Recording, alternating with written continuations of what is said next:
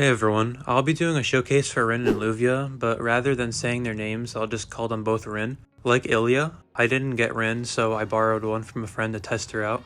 For an overview though, she's a fire human, her slots are 6-star support, 5-star magic, and 4-star heal or magic.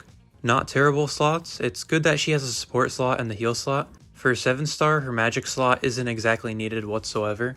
If you did manage to pull dupes of her, I'd probably dupe her since there really isn't any benefit to having 2 of her. But her LB6 and 7 aren't useful whatsoever. We don't have any 6-star supports yet, so there isn't a need for her 6-star, and her 7-star equip being a magic slot is even more of a waste considering it's a downgrade from her heal slot. The only reason I could ever see this being used is if you're using the Fire Relic Sword or Temptation Sunscreen to lower burn resist, but those equips don't really justify getting her to LB7. The only reason someone should have her LB7 is if they manage to pull multiple of her. Her skill gives fire allies 4 type G arts a second for 8 seconds with an 11-second CT.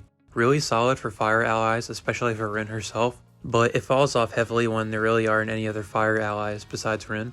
Her arts has a 100% chance to burn, and for anyone that burns, it lowers their burn resist by 50% for 25 seconds. It's insanely strong, especially when paired with her passive AoE damage. It's basically a How True Art with a really long fire debuff duration. Her True Arts reduces the enemy's damage resist by 70% and burn resist by 50% for 25 seconds.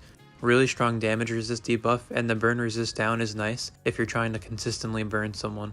Her Super Art increases allies' magic damage by 150% and reduces enemies' magic resist by 100% for 40 seconds with a 120,000 damage modifier.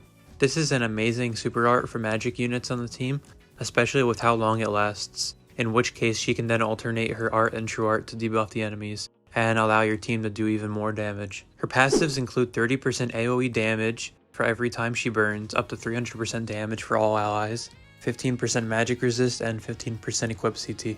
The 300% damage for all allies is her craziest ability, which means she'll be absolutely busted in mines as a supporter, but on top of all the damage she gives to magic units, as well as debuffs, this is just icing on the cake. Really good stuff in general. The 15% equip CT is also really solid. It'll allow her to get her equips back quite a bit faster. For her true weapon, it's a 5-star support, and for 10 seconds it consumes 2% of max HP and increases allies' arts by 4 arts a second, and increases fire allies' damage by 40% with a 45-second CT. It's actually a solid arch gen equip besides, of course, the life drain, which could hurt, but I guess they didn't want to give out a busted art gen equip basically for free without making it have a negative. Really solid for any team for the amount of arts it gives, and especially for fire teams. For the passives, it increases Rin's art by 2 a second and attack by 30% and magic resist by 5%. Nothing crazy. The arts up passive is really strong and the attack is whatever.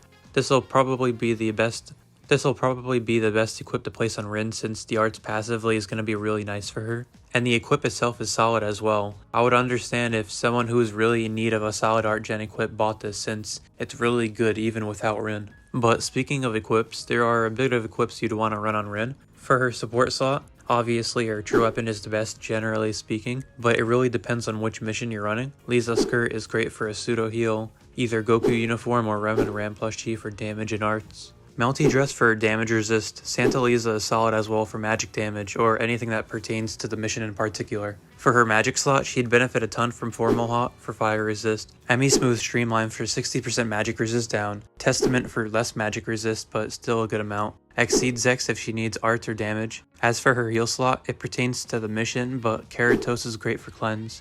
Blessed Necklace as a revive, or Puck's Pouch for a strong heal. If you happen to LP7 her from dupes, the Fire Sword or Temptation Sunscreen is great to lower burn resist to allow you to burn easier on harder stages. As for some good crests for her, Equip CT will help her a lot in sustain, especially on top of her passive 15% Equip CT, allowing her to have 25% Equip CT with a level 4 crest. Attack up would also be nice to boost her total damage, or arts gauge up if you want her to start out faster. In all, she's an insane magic support, providing 150% magic damage and a 100% magic damage debuff.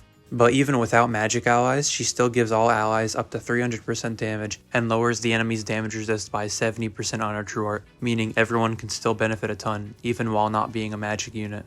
But when magic units are placed with her, that's when things start to really get crazy, especially if they're fire units, so that they can benefit from Rin's fire resist down on art. and arts gauge up on skill. I'd definitely say she's the best magic support in the game, because while she doesn't have 300% magic damage up on super art like Star God Liza does, she has 150% magic damage, 100% magic resist debuff, and an additional 300% general damage from her burns. That just makes her a lot better for teams in general. I'm excited to see how she's gonna run in mines, especially like on the harder floors that can take more for damage. That's everything for the video though. Let me know your thoughts on Rin and Luvia, or if you happen to pull the unit. If you did enjoy the video, I'd appreciate it if you subscribe to the channel. Thanks for watching, and I'll see you later.